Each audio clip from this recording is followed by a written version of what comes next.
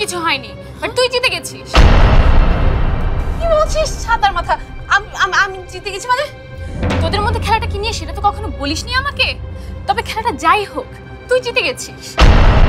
Bravo আপু, Bravo, আনন্দ করে।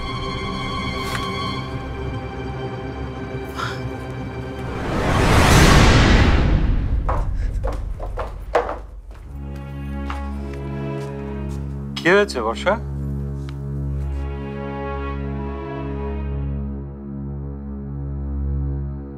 রুমি ভাইকে আন্টি বাড়ি থেকে বের করে দিয়েছেন।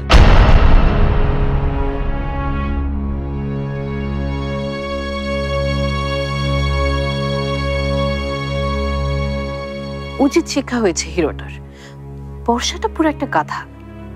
এই জন্য এত রাতে মানুষের ঘুম ভাঙাতে হয়।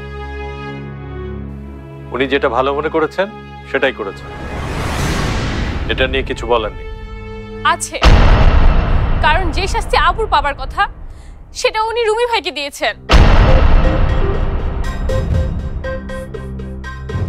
আজ সন্ধ্যায় যা হয়েছে সেখানে রুমি ভাইয়ের থেকে আপুর দোষটা বেশি। সবকিছু আমাকে খুলে বল।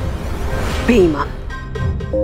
মাহুন ভাইকে আপু পছন্দ করে না, সেটা তোমাকে বলার সাহস পাচ্ছিল না। তাই তুই যদি আজকে একটা প্রেম করতি তাহলে এসব কোনো ঝামেলাই হতো না।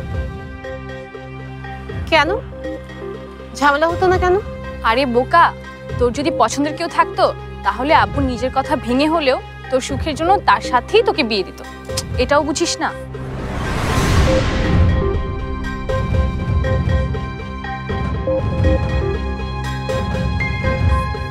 এরপর আমরা